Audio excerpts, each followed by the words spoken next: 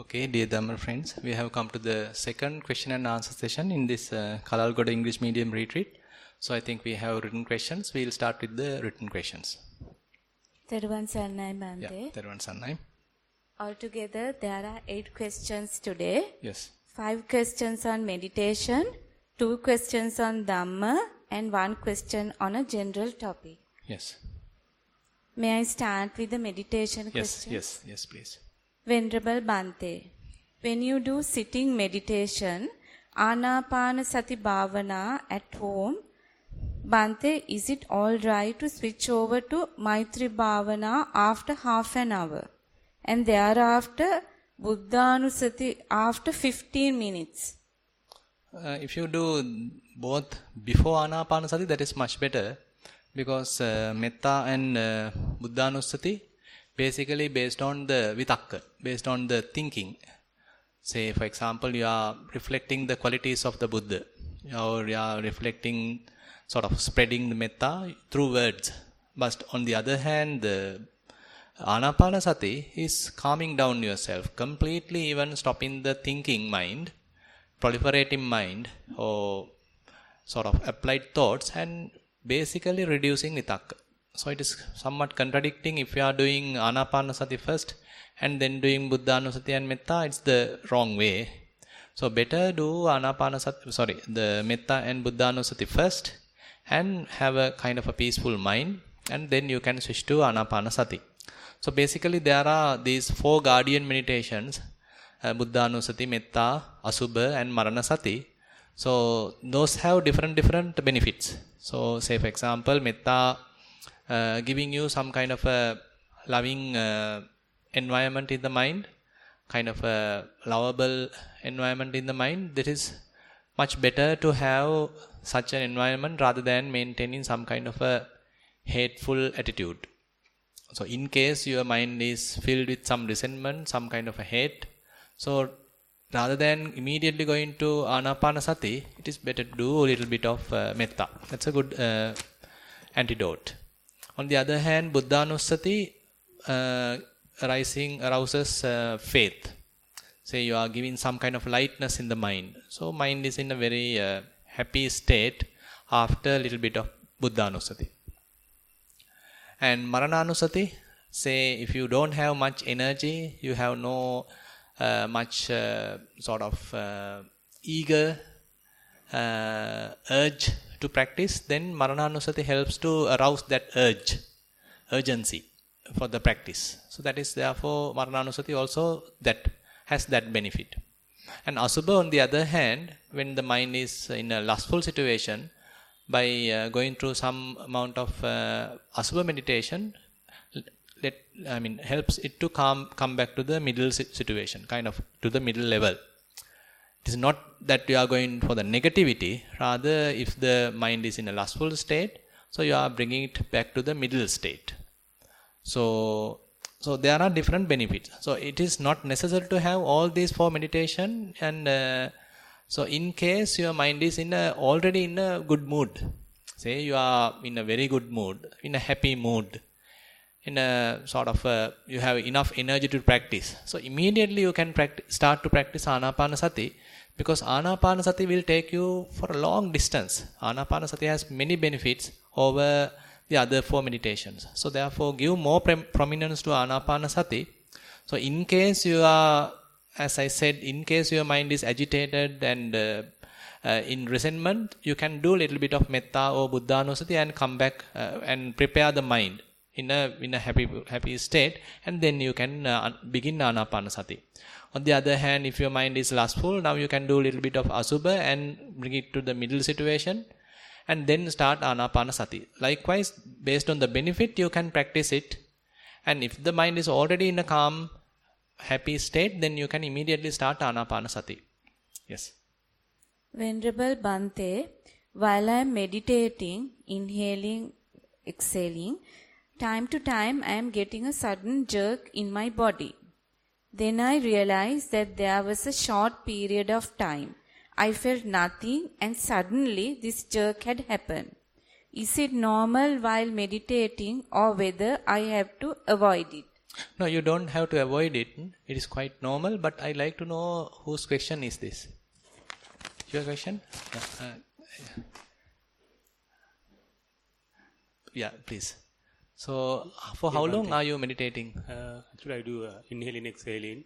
So sometimes I feel suddenly there's a jerk. Then I felt that at that time there was a period nothing had happened. Yes. Sometimes I don't know that I slept at that time. Correct. But sudden jerk, it is a bird basically vibrating sensation in the body. Yes. So it had happened. So before this jerk happens, what were you doing? What is the practice you are doing? Inhaling and exhaling. Inhaling and exhaling. So how long are you practicing Anapanasati? Altogether several years? Yes. Several years. Several years. So are you practicing daily at home also? Not daily, frequently. Frequently. But, yeah. Basically, every poet I do, but other than that, frequently I do, not daily. Right. But, so let me ask, are you able to closely examine the breath from the beginning to the middle to the end, and then again the exhale also, the beginning, the middle, the end? Not much. I notice I myself monitor what's happening in this nostril. So while it's happening, that had happened frequently, recently. Okay. So try to be more mindful, have some more precise mindfulness, and check what is exactly happening. Because you have to properly investigate what is really happening. Because if you are closely examined, say there's a beginning of the in-breath, and then you are experiencing the some kind of increase of this knowledge, increase of this feeling, and then you are coming to some kind of a threshold, and then it is reducing.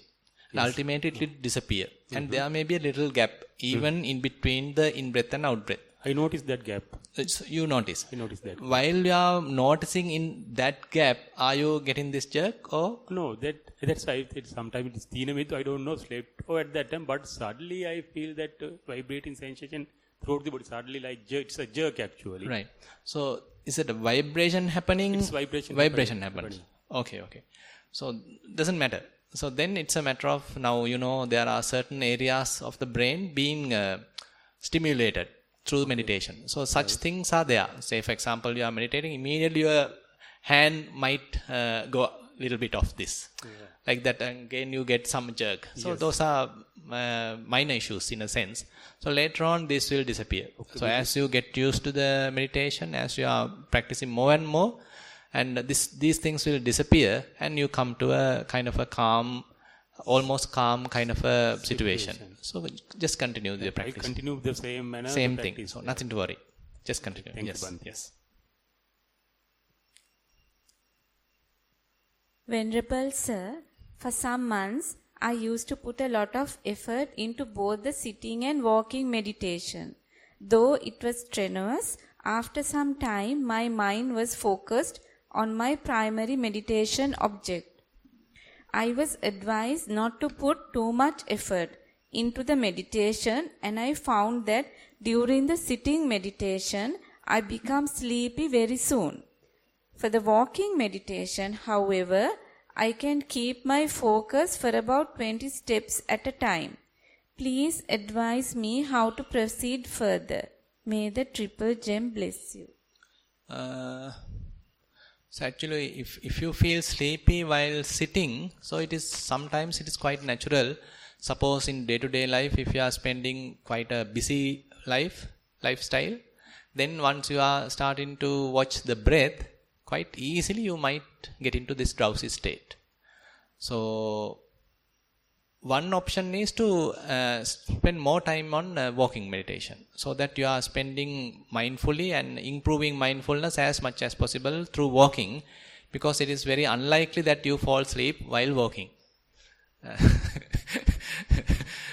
So you can improve mindfulness while walking meditation as much as possible, and once you feel okay, this is enough, I better now go for sitting, then you can go for sitting.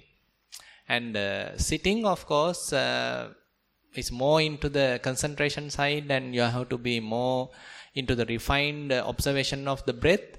So it can lead to this kind of a drowsy state. So one option is you can introduce noting.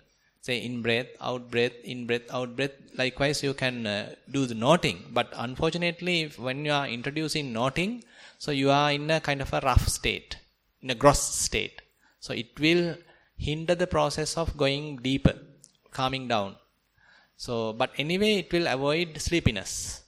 So you can overcome sleepiness by introducing this noting.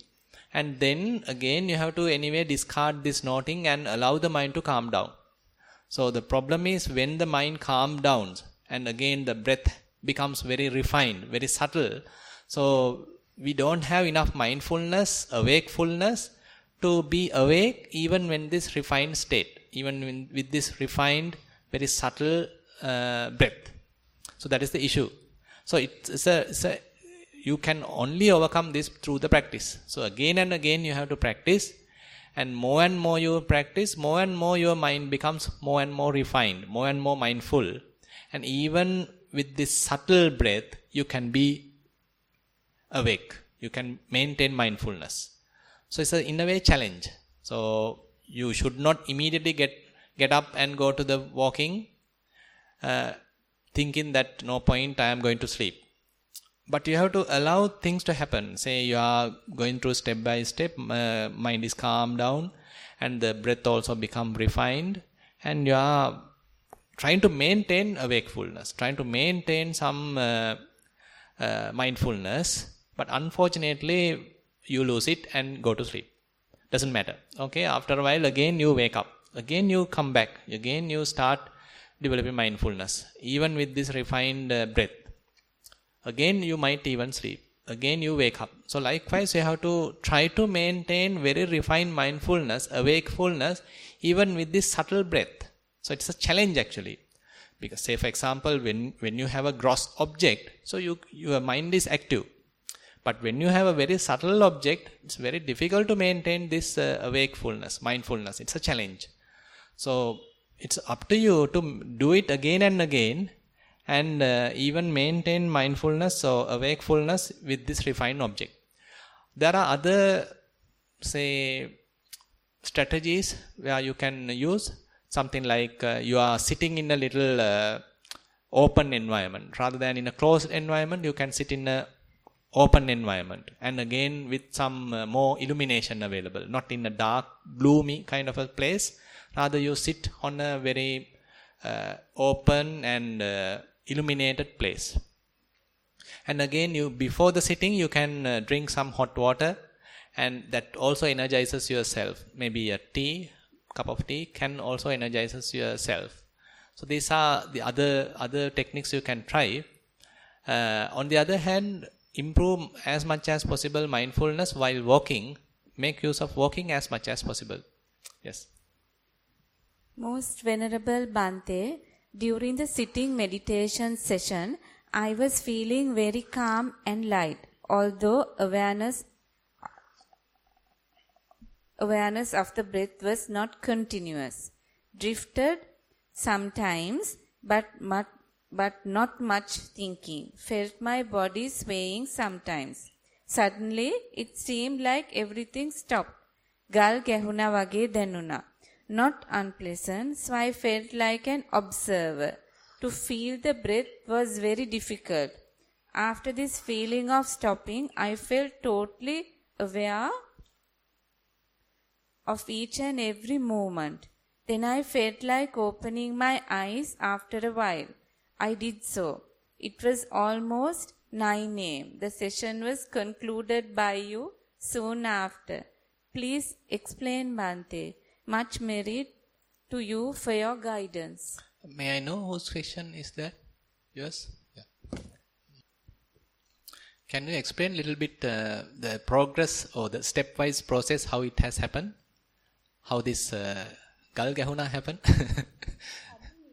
So basically you were observing the breath, yes, is it? Yes. So but sometimes I was like blank. Blank? And, yes, and very light and comfortable and light like that. Light sometimes in the sense you observe a light? No, lightness. Lightness, yes. Okay. No light. Right. So you feel kind of very light, calm and all right. that. But okay. Sometimes not aware of the breath. I've drifted off like I right. But suddenly I was like, something happened like that. Okay. So at that time, basically, are you now practicing daily? Not daily. Not daily. Yeah, but Okay. Quite often. Quite often. Yes. Okay. So is it only happen today during today's session, or are you experiencing this again and again? This sudden stop only today. Only today. Okay. So basically, it can happen. So basically, say at the end of the breath, there's a little gap. So in this gap, you can't immediately say that this is some kind of an absence of everything. But it can lead to some sort of an absence of everything, kind of blankness of everything. But it depends. So it depends on how much you have sort of developed fair amount of wisdom. Because as much as possible, you see the impermanent nature of the breath and the passing away nature. You are simply observing the passing away side. Now, the breath can be considered as arising and passing away. So it is not the breath really, it's some kind of a feeling. So if you forget about the in-breath, out-breath, these are names we have given. But once you are coming to a very refined state, suppose you can't even distinguish whether this is in-breath or out-breath. Now simply some sensation is there. Inhale can't distinguish with the exhale, but some sensation is there. So this sensation begins and this sensation ends. And another sensation again begins, another sensation ends. So likewise, now you have less information. Only information is available is simply arising and passing away. Okay, some arising is there, some starting is there, and then ending is there. Again another starting is there, again ending is there. Starting is there, ending is there. Simply you are observing this starting and ending, beginning and ending. So while observing like this kind of a situation can happen. But you have to come to this stage anyway. So now if you are are you practicing entirely Anapanasati or only Anapanasati for long time now? Long time. Long time. Okay. So then you can switch to this kind of observation rather than seeing this as in-breath or out-breath. At the beginning, maybe in-breath and out-breath doesn't matter. And once you have well-established mindfulness and forget about in-breath and out-breath and consider how it is felt at the nostril. Okay, at some place there is some kind of a rubbing sensation. Maybe some kind of a coldness or some kind of a heatness. How are you recognizing the breath? What are the characteristics? Breath, very difficult to recognize. Uh-huh. It was like everything stopped and breath wasn't there. No, what I am asking is, before this incident happened, how you recognize the breath? Just as like wind. Wind. Yes. Okay. So it's kind of something, Like a coolness. some kind of a wind rubbing the nostril or some kind of coolness you are experiencing. Whatever the way, doesn't matter. So you need to clearly recognize these characteristics. So this coolness, start to feel the coolness and then this coolness ends. Or you start to feel some kind of rubbing sensation, this rubbing ends. Rubbing starts and then you feel it for a while and then it ends. Or the coolness starts and this coolness ends. The hotness starts and then it ends. So likewise, to this particular characteristics, there is a beginning. And there's an experience and then ending. So you recognize these characteristics. So more and more you refine this information. And now Anapanasati converts to Dhatu Manasikara actually. You are recognizing the element characteristics in the breath. So the breath manifests as some coolness, as some hotness, as some kind of a sensation. So these are the little sensations available. So you are recognizing them, how it is starting, how it is manifesting, how it is disappearing. All these things now you are investigating, nicely investigating, closely investigating, examining it. So this is how the Dhammavicaya develops. And then slowly you can get into the further levels. So you continue, nothing to worry. So even if this dropping happens, kind of a blankness happens, doesn't matter. Soon after, everything was very clear and aware. Yes. Every moment was fully aware. Yeah. And I thought this is something new, so I better stop. So when things are better, you don't need to stop. You have to continue. So just continue. Observe the breath as I said. So basically it is not in breath and out breath further. It is some characteristics are there. So let it calm down. Let it more refined. But still you are understanding these little details. Examining all these little details. How it is starting, how it is changing, how it is disappearing. Another one, how it is starting, how it is changing, how it is disappearing. So likewise you can continue. Yeah. Theruvan Saranai Bante, when I practice Chittanupassana, I notice that it is difficult to retain my attention for a long time to my mind. So again, I switch on to Anapanasati, but I prefer to practice Chittanupassana. How do I improve? So basically before you start Chittanupassana, do some Anapanasati. And then you have some developed mindfulness.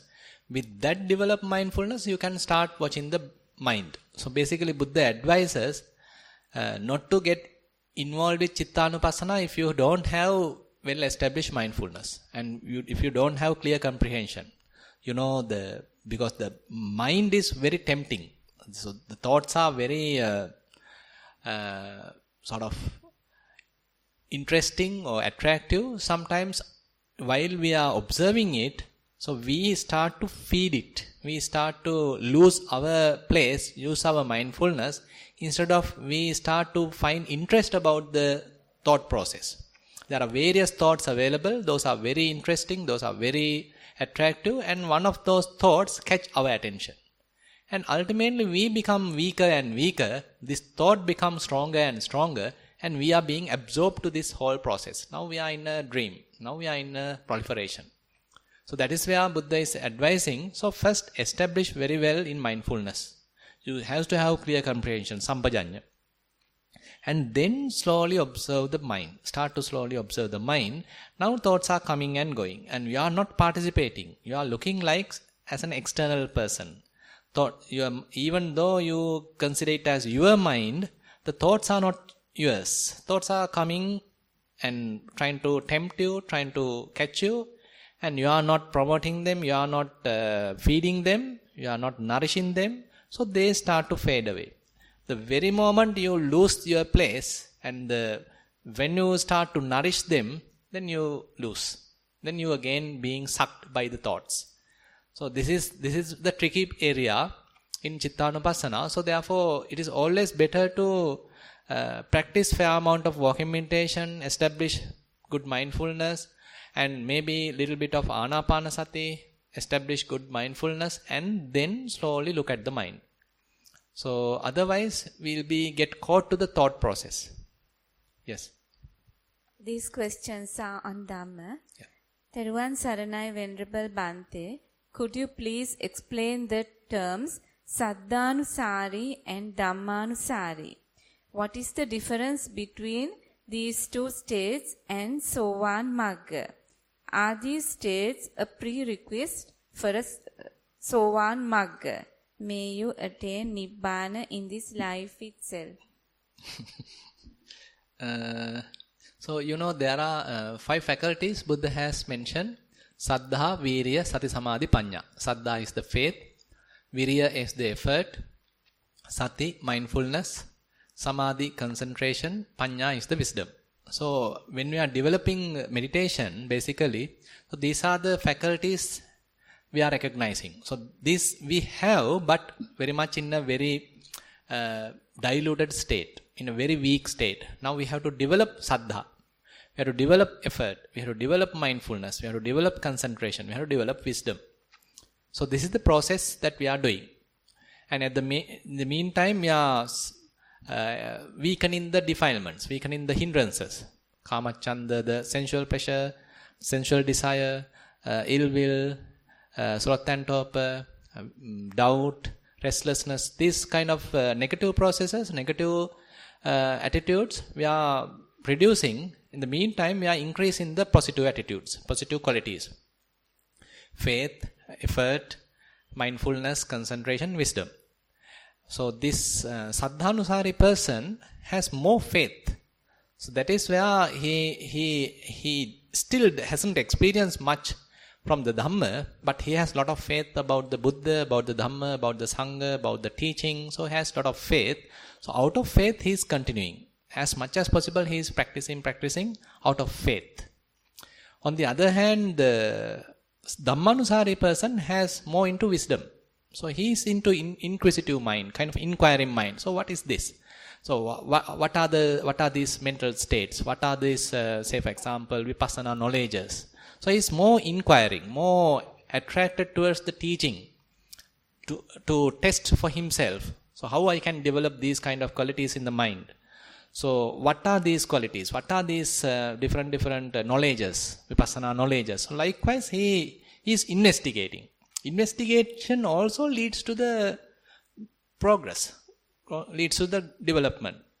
So these are the two paths that Buddha is explaining.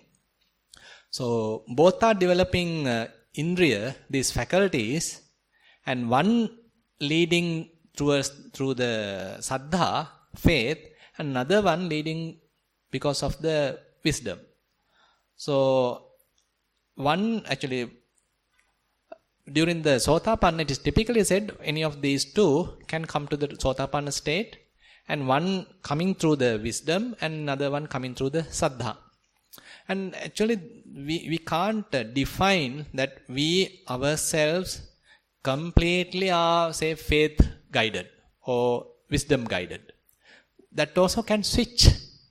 So at a particular time, okay, you are practicing out of faith. Another time you have a kind of a investigative mind. So what is really happening? You have, say, for example, you have read a book and it has aroused some amount of wisdom. And you want to check it now. You want to test it. So at that time you have switched. So it doesn't matter. So even though these things are divided and mentioned in the books, so it does not mean that we always have to think that I am a Saddhanusari person or I am a wisdom person. I mean, it's very difficult. Because all these faculties are necessary.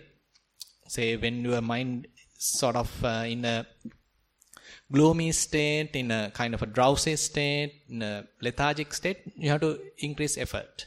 So effort is needed.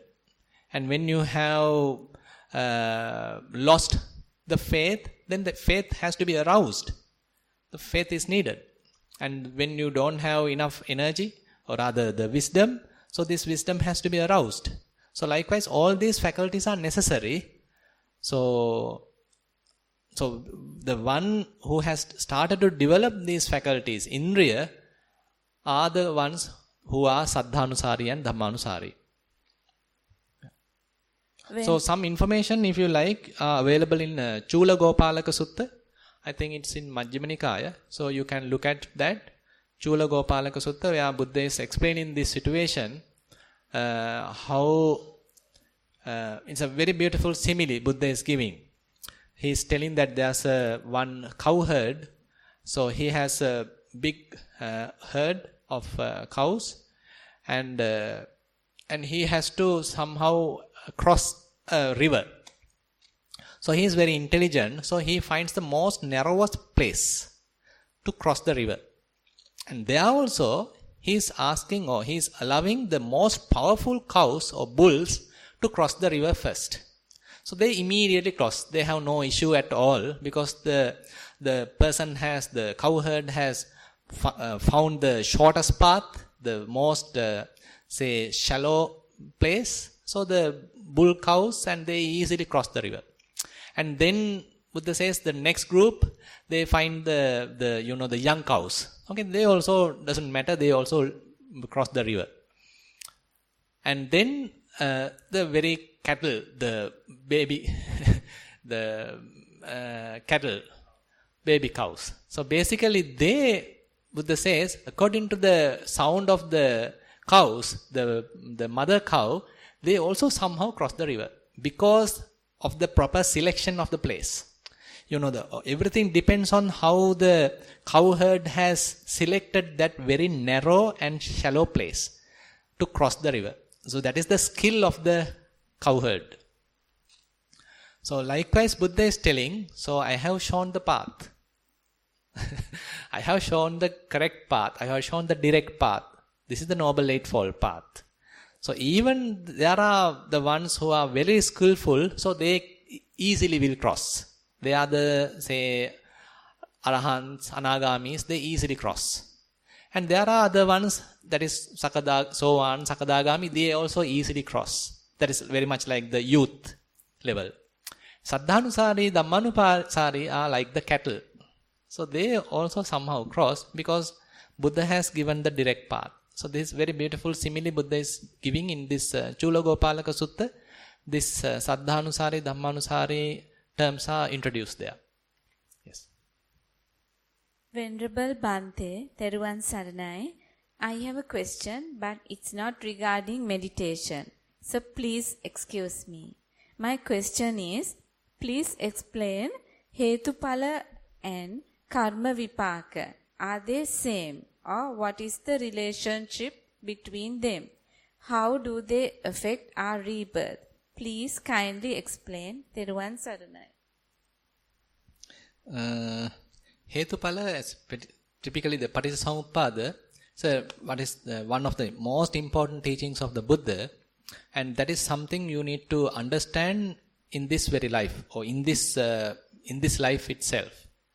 Say in the present moment, if it is possible. Say for example, in Paticcasamuppada, one of the key principle is something causes another. When something is present, when something is available, it conditions the arising of another condition, another result. This causes that, or because of this, another thing arises. During the presence of something, another thing also presents. When this is absent, the result is absent. Because of the passing away of this, that also passes away. Imasming sati idang hoti, imas suppada idang uppajjati. Imasming asati idang na hoti, imasa nirodha idang nirujjati. So this principle is called Paticcasamuppada principle, or what is called idappaccheta. This causes that, or this causes this. So this is a very tricky principle in a way. Because we sometimes miss this. You know, the Buddha's teaching is very, you have to have a very sharp mind. It is not through complexity, you have to understand that. It's through very elegant, very simple, say for example, if you consider a torch. The torch can only go particular distance, and it has only some limited strength. But if you consider a laser beam, it can even cut the metal. So that kind of power is there in a laser beam. So mind is like that. If the mind is very complex, very complicated, scattered, it does not have enough power. But if you are having a very simple, very direct, well restrained, well pointed mind, it's like a laser beam. You can go penetrate the things. Something like that. So similarly, suppose, say for example, you are doing Vedananupassana. And you have a well-concentrated mind. You have developed, say for example, Anapanasatiyo and other whatever the technique, and you are able to develop fair amount of concentration. Now you are directing this concentration, already available concentration, to a particular place where this pain arises. Say a feeling arises. And now you are observing various characteristics of this particular feeling. How is this really a one feeling, or are there many feelings? And even if there are many feelings, how they are manifesting, how they are arising, how long they are persist, and how they are disappearing. And you are observing very closely, very properly. In a meticulous manner, you are observing this. So at this particular time, you are not simply blindly observing, very carefully observing, and you can even recognize just before the arising of this particular feeling, there is some kind of a contact happens. Some kind of a contact internally can happen. And this contact is the causing condition for this feeling to arise. Passa paccaya vedana. So this is one link that one can recognize through meditation. So how contact conditions, or how contact causes a resultant feeling. So Buddha says there are contact which is making some, which is capable of making a happy feeling. There are another category of contact which is capable of making a painful feeling.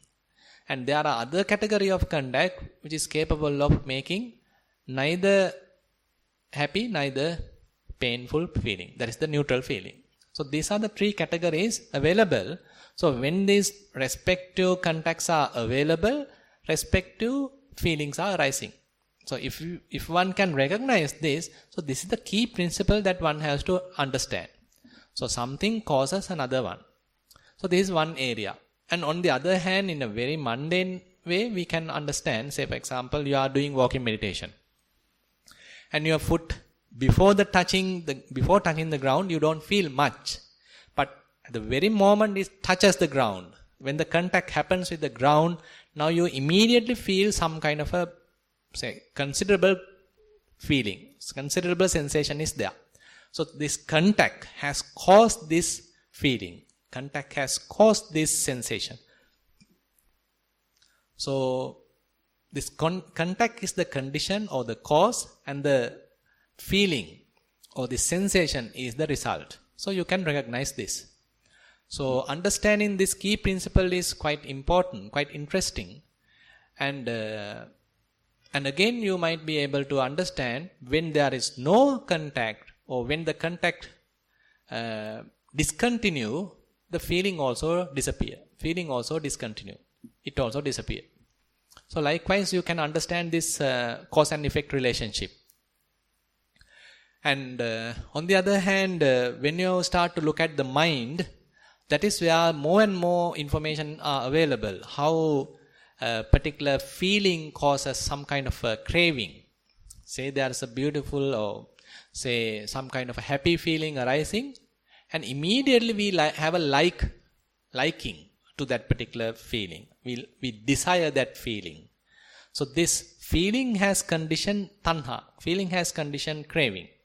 And if we are motivating or feeding that craving can increase to more craving, and more that is into grasping. Now we are going to another state. Okay, I need it.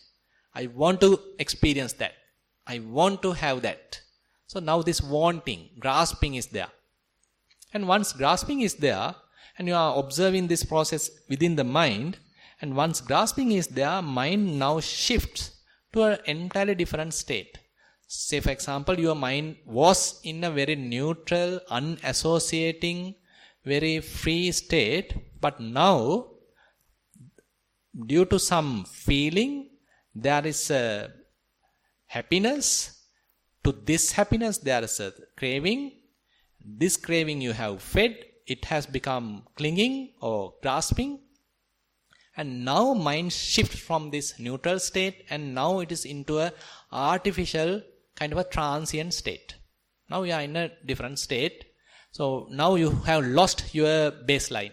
You have lost your neutral state, this unassociated state, and now you are in a temporary happy state. Just an example, if I give you, say, while you are meditating or while you are in a boring state, assume that you immediately want to have a chocolate, for example. Now you have that feeling. Okay, I want to have that chocolate. Now you are feeding that. Now that is improving. And now it is becoming a clinging. Okay, I want to have it. Now you are determined to have it. Assume now you get it and you are now enjoying it. Now you are going through the whole process. Now this is the becoming process. Now you are in a different world. Previously you are in a very dull or very kind of a boring state. In a way it has less defilements. Even though we call it as boring, dull state, extremely less defilements. You are not sleeping, by the way. You are in a somewhat less defiled state, but we recognize it as very boring. So we want to have something. We want to agitate the mind. We want to trigger the mind. We want to have something. So this is the bhavatanha creating, bhavatanha in action. Desire to become something. Now you are becoming this chocolate. Now you are enjoying the chocolate. Now in the Candos world, Now you are enjoying it. Now you are in a temporary, blissful, happyful state. But this also finish and that also ends, and now again back to the typical mundane, typical boring state. So this is how typically we are having this kind of a baseline or kind of a home situation of the mind, and again we go and enjoy this temporary state. Again come back. Again we are staying. Again bhavatanha, this desire to become, telling us, asking us, okay, I need something, I want to have something, I want some pleasure. Again we go and have some pleasure. Again temporary happiness is there, again come back. So again and again we are enjoying this, experiencing this. So if you are watching the mind, so this kind of situation can be recognized. How feeling conditions craving, how craving improves or conditions the clinging, and how clinging conditions a kind of a state, bhava state, kind of a temporary happy state, created state. And that also ends, that's also finished, because it can't last for a long time. So likewise you can recognize different links of this Paticcasamuppada, and it has some connection with karma, because when clinging happens, when mind tells that I want something, so then I am there, I want, so I is there, and now I also come into the picture, and now the Chetana also is there. So now I am purposefully, intentionally, I am doing something. I was in a kind of a very less karma making state, but now I want something, I want to do something, I want to enjoy something. Now I is there, now I am willfully, intentionally I am doing something. So taking a chocolate may not create a lot of karma, but think about something bad. Say you want something and you are doing something bad just as an enjoyment. So you are making karma. So the triggers, the causes are very subtle. So you can, if you come back step by step, if you go to the causes, so very little or tiny causes are there. The very beginning it may be a tiny, say, image happening to the mind. So immediately now you fabricate it, you build upon it, and you are now increasing it. So you want it, now craving happens. You are increasing that desire, improving that desire, you are feeding that desire, so it becomes grasping, clinging, and now you are going to implement it. So now the karma is generated. So therefore cause and effect relationship and karma has a very good relationship. Actually sankhara is where that we are willfully, intentionally we are making bodily activities or verbal intervention or even thinking. Yes. Most Venerable Bhante, this is the last question. Let's assume that I am given a task to work out a budget proposal for an upcoming project at my workplace. In order to do that, I need to collect the relevant past data to analyze to arrive at realistic figures to include in the budget, whilst taking into consideration the current trends of the marketplace. My question is to you, Bhante, is that how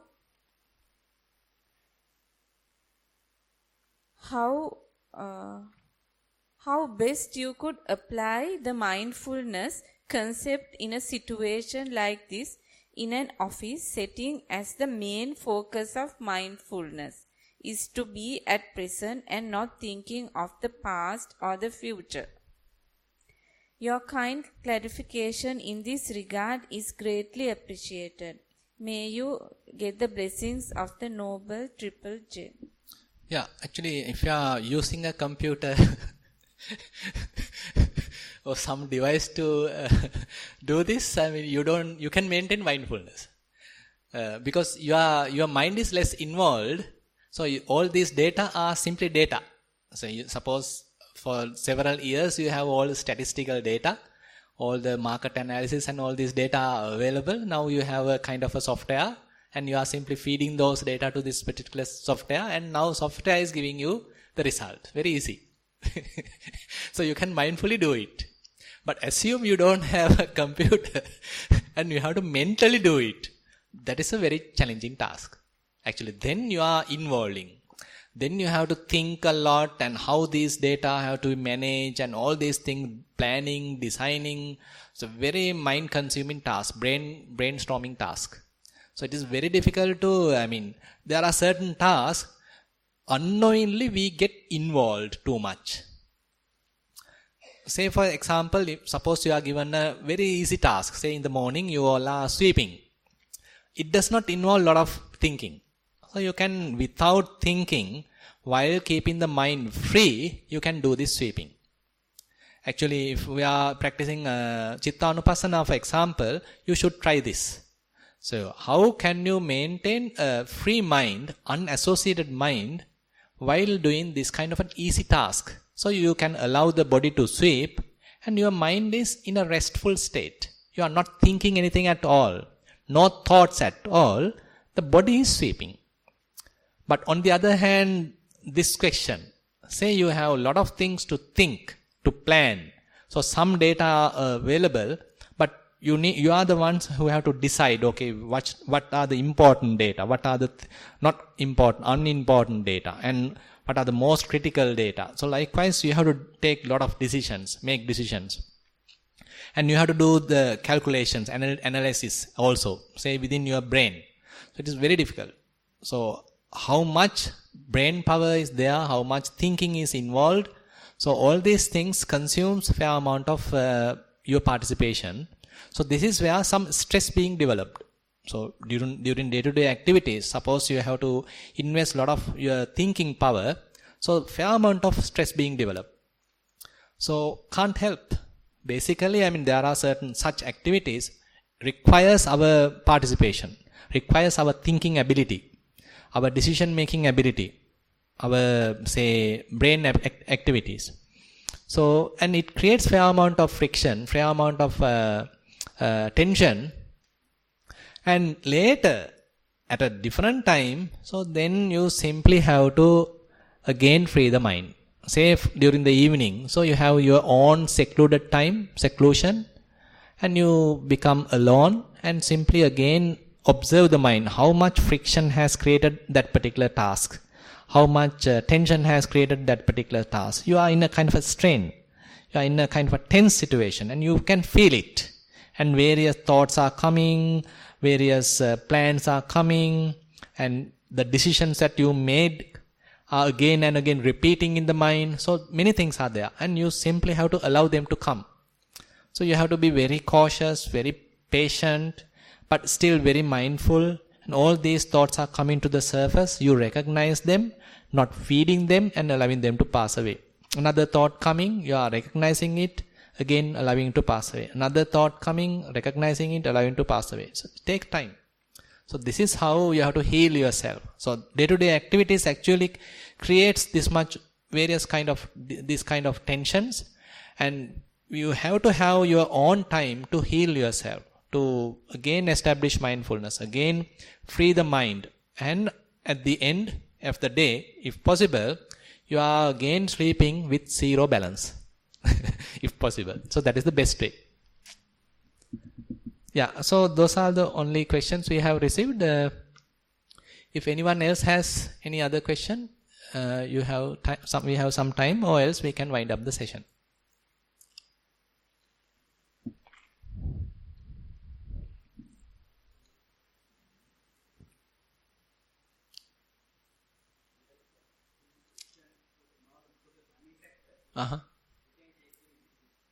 Sorry, I didn't get you.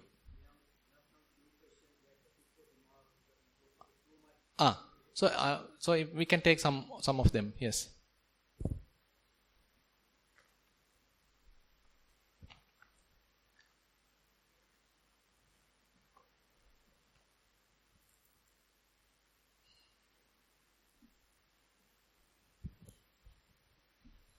Most Venerable Bhante, I practice breathing meditation every day for 40 to 60 minutes at home for the past 1 year. I note the in-breath and out-breath at the nostril and observe the gradual relaxation and lightness of my body. Soon after, this is normally followed by calming of my thoughts and on a few occasions, complete disappearance of thoughts. I feel joyous and happy and keep watching at these feelings, but I do not proceed from that point. That is why I decided to attend this meditation retreat. This is my first time here. However, I find it very hard to concentrate at the retreat, unlike at home. Please advise. 1. How to improve my meditation practice at home. Number 2. Why I cannot concentrate well at the retreat. Theruvan Saranai. So basically, when you are used to particular place, so you know the conducive conditions. So and then it is easily you improve. But when you are coming to an entirely different place, it takes some time to adjust yourself and to adjust to the environment, the conditions. So it takes some time. So it's very natural. But so you continue to come on next month as well. Then you will be able to improve here as well. So basically, and you can find some similar environment. Say for example, you are practicing in a open environment. So there are seats available in the open garden and you can find one of them. So if you are in a sort of very light environment, illuminated place, again you can find such situation. So try to find out as much as similar conditions here as well. Then it is very less disturbances. And but again, if you are experiencing this, say suppose you are continuing Anapanasati and you are coming to a kind of emptiness, then you have to recognize that. So understanding or recognizing this emptiness is quite important, because we are progressing in a path with the phenomena, with the, say, maybe with breath, maybe with elements, maybe with pains and these different feelings, and that is one side. So we have to recognize them and we have to see how they are rising, how they are changing, how they are passing away. So that is where we are developing the wisdom. So there may be instances once there is enough momentum is developed through this process, there may be a situation where mind switches to another state where mind does not catch this information, mind does not grasp this information, mind come into a kind of a free state, come into a no object state, objectless state. So this is something very much unnoticeable. And even if it happens, we consider it as something we have to avoid or we have to discard, and we miss the place. So this is a very crucial place that we have to understand, we have to recognize, and once recognized, we have to again and again, we have to develop it, and we have to maximize it, and we have to enhance it. So may I know whose question is this? Yes. You are in the last place. You have to come to the front row. Then you will be all right.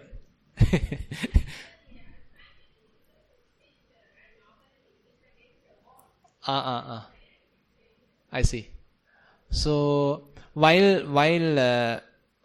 leaning to the wall, are you able to maintain mindfulness without falling asleep?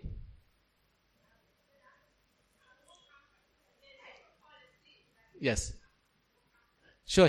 I mean, comfort is there, but only disadvantage is if it is too comfortable, you might fall asleep. But even at home, if you are maintaining this kind of a posture and you are able to develop mindfulness while with this posture, doesn't matter. Because, say for example, when you are going towards more into observing the mind, the body has to be in a very relaxed position. So, as you are telling, it has to be in a very relaxed, very comfortable position. And now you can simply forget about the body and start to watch the mind. And the whole journey is with the mind. So, are you practicing daily at home? Okay. So what is the practice you are doing? Is it only Anapanasati or what is your practice? If you can come little, so you can pass the mic.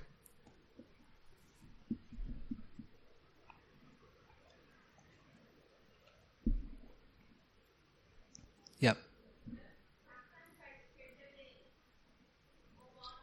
No, I think it is switched off.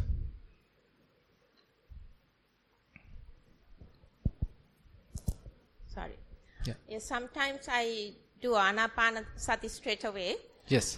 But then there are days that I do Buddhanusatiya and then the all four, Asubha and the Maitri Bhavana, everything, and then go to, it depends on the time because I work. Right. So I have to stop by 6:30. In fact, the alarm goes off and I have to get up. So most beneficial at this stage is Anapanasati. So you maximize using Anapanasati and you observe them also in a, as I explained another person, that now you are not looking at Anapanasati like this is in breath, this is out breath, or this is inhale or exhale. Rather how the sensations happen. What are the sensations you experience when you are inhaling? So is it the heat you are focusing, or is the coolness you are experiencing, or is the rubbing sensation you are experiencing, or some kind of roughness you are experiencing? So these are the real element characteristics. And you don't need any language to experience it. So that is where it is going to the very, say, Paramatta level, so most absolute level, where you don't need even a language. So this is the very recognition at the faculty level. So you can recognize it. And so you are recognizing, okay, now there's a coolness. So this is the beginning of the coolness. So now we are experiencing coolness. Okay, it is, it is changing. Okay, it is going up and down. The intensity is increasing and reducing. And all of a sudden it disappears. Now you understood there was no coolness at the beginning. Now there is an appearance of coolness. And it has manifested only for a little while and then it immediately disappears. Nothing remains. So this is the characteristic of impermanence, anicca. There is nothing available. Due to certain conditions, something arises and it lasts only for a few seconds and it completely disappears. So Buddha says, Hutva sambonti, ahutva sambonti, hutva pativenti. There was no thing, and due to certain conditions, causes, something arises and it lasts only for a while and it completely disappears. So if you can recognize this impermanent nature, so that is something very important. And then again and again you are experiencing it. Again and again you are able to observe it. Now when you understand again and again it is impermanent, again and again it is transient. So how can I find happiness here? So this is the characteristics of the suffering, characteristics of the unsatisfactoriness.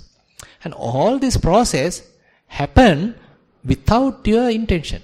So without your control. You can't govern it. You can't have any control. You can't invite it to happen and you can't make it to happen. So it happens by itself. There are other causes and conditions making it. Even to them you have no control. So this is the characteristics of the non-self. So you have to recognize these qualities, this information, then the wisdom is developing. So you improve this way in Anapanasati. So then you will be entirely into the Vipassana side. Yeah. Okay. So,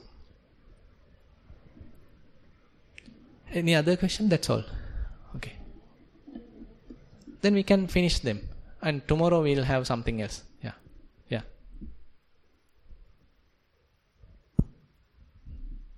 Venerable Bhante, although there are several methods in noticing the movement and the sensation of the feet, such as left foot, right foot, lifting, moving, placing, beginning, middle and end, I have selected nothing sensation of beginning and end of the feet for walking meditation sessions, as these two areas of the foot are the largest in area and prominent wise in relation to soles touching ground. This has helped me to maintain awareness throughout the process and helped me to be mindful. In certain times, around 30 minutes, certain places let me know how I could improve this position further. Theruvan Saranai. Not that clear. I mean, what's the technique that you are using? So, is it yours? Yeah.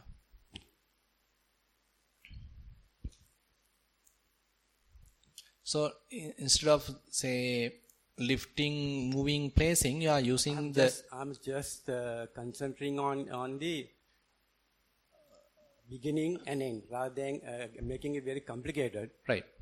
So it had helped me a great deal to concentrate on the walking meditation. Yeah, it doesn't matter. So, I mean, if this helps to simply continue or maintain mindfulness for long period of time, yes. So then it doesn't matter.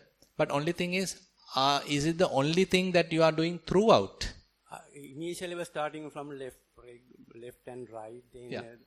But now I'll do only this one, beginning and end. Because these are if you look at the foot, the largest area in relation touching the sole in the ground is beginning and end. Yes. If you try to consider center is difficult, Yes. So I'm focusing on this. It had helped me a great deal, Are you mentally verbalizing it, beginning, end, end like that, or simply being aware of it? Being aware of it. I think it's all right, but the thing is, finding out more details actually helps to improve your attention, improve your focusing, and I mean, even though we consider it as, say, for example, if I am using this as the foot, now suppose it is touching, and now it is ending. This is touching, again ending, touching, ending. But even here, there are many processes available. Now, we consider it as simply one touch and one again another touch. But it has many touches. A collection of touches are there. Contacts are there. So, only the refined mind can understand that. So, when your mind is well focused and well refined, so you would be able to understand it is not just a one sensation. There are a collection of sensations available. More than in walking meditation, maybe you can do it in sitting, for example. Say there's a pain available in a particular place. And now we are focusing on that pain. More and more you are closely observing it. So the pain start to scatter. Pain start to divide into many little pains, for example. So there you recognize it is not just a one single pain, but rather it's a collection of pains. So one in one intensity, another one in another intensity. So one starts and finish at one time, another one starts and finish at another time. So I have no control. So entirely a bundle of pains are operating. So likewise, the more and more you closer observe, more and more detail you will understand. So that is also important part. So now you can do walking meditation as the way you do, but at least even maybe in sitting meditation, you need to get into this more detailed information or detailed observation. So that also helps. The reason why I'm doing this, when you have many complications, the mind started drifting from here and there. Correct. But That's true. Here the focus is more onto these two locations. Yes. It had helped me. I don't know, but I'm doing it correctly. That's why I need your guidance on this. Yes. I mean, actually, the meditation has to be very simple. That is very true. If you are making it complicated, then you can't go deeper. Very simple mind only can be concentrated and can go deeper. So that is the technique we have to accommodate. Not that we are recognizing all difficult theories and difficult complicated formulas and meditate, then it is entire failure. But rather we have to have a very relaxed mind, very light mind, simple mind, fresh mind, beginner's mind, then it can go deeper. So you can continue, doesn't matter. Yeah. Yeah. This is the last question. Yes. Theruvan Saranai. This refers to the sermon of yesterday where Buddha described Karpatika, 5 factors to be taken into consideration, referring in accepting what one preaches. 2 are emotional factors, that is faith, shraddha, and desire, ruchi. The other 3 being coming from generations, anusaya, yeah. By reference, akara patipittaka, and deductive knowledge or reflection thinking. Ditta nidana kanti. Ditta nijjhana kanti. Yes. Also we know Buddha has asked the people to refer any statement or dhamma in Tripitaka and compare it to see its correctness. If we don't have faith in sutra, etc., which are coming from generations, one may find it very difficult to believe. In other way, only a person achieved liberation can manage to think properly, to verify correctness with deductive thinking. Kindly elaborate. Yeah, we'll discuss this during today's Dhamma sermon, because yesterday we simply touched the topic, and Buddha does not stop there, but elaborate more and more on the same topic, and most probably today's Dhamma sermon might touch this question. Yeah. Okay, so we can then wind up the session. Thank you very much for participation.